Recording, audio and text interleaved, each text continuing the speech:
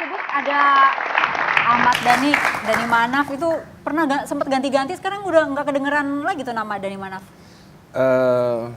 Saya lebih seneng, jadi nama asli saya kan Dhani Ahmad Prasetyo. Tapi kalau menurut adabnya itu nama Ahmad harus di depan. Gitu. Jadi jadi saya pakai Ahmad, saya balik Ahmad Dhani. Gitu. Manafnya? Manafnya lah saya lebih seneng Ahmad Dhani aja. Oke. Waktu itu masih bawa-bawa Manaf karena mungkin waktu itu ada kakak saya kan Dadang S Manaf gitu kan. Oh, oke. Ya, Ya, saya udah lebih keren pede sendiri dengan gimana? lebih pede dengan Ahmad Dhani aja. Oke.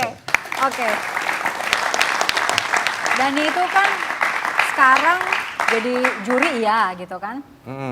Terus bikin-bikin band ini, band itu, band ini, band itu gitu ya. Terus kemudian bisnis juga gitu. Pertama kali dulu jadi musisi dulu, produser dulu, atau penyanyi dulu? Sebenarnya aku langsung jadi musisi dan produser karena di album pertama Dewa 19 itu aku yang produser. Oke. Aku yang produce album itu, di album Dewa pertama. Habis itu baru mulai belajar produserin artis lain tahun 95, Dewa 92 kan. 95 saya produserin Reza, rilis 97.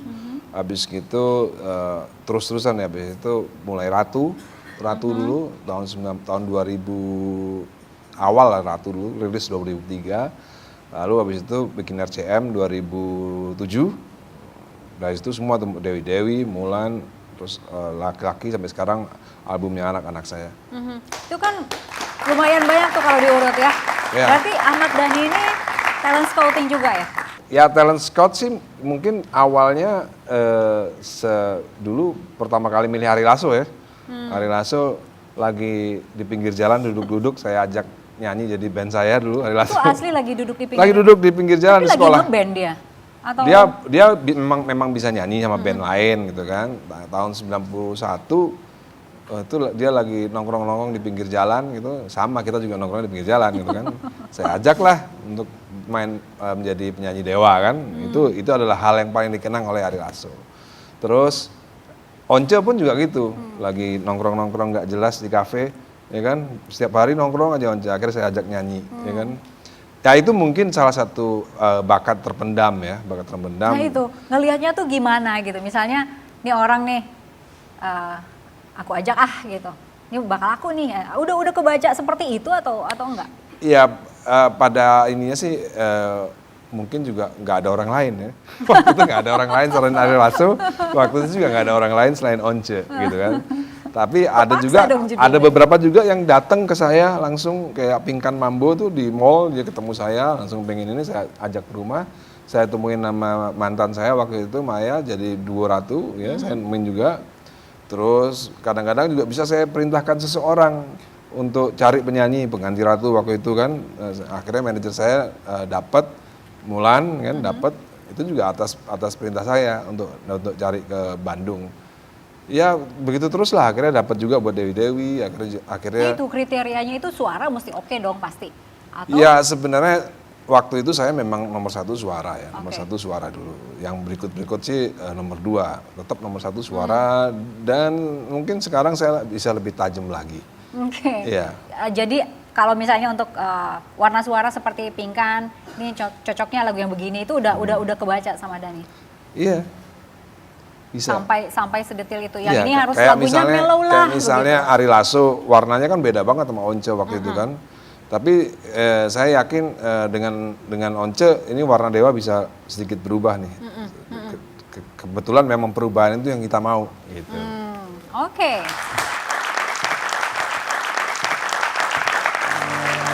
Aku bagai ibu di laut biru, tersapu ombak terhempas badai. Aku bagai debu di padang pasir, terseret angin terbakar panas. Tolonglah Tuhan, beri petunjuk-Mu, jalan yang benar.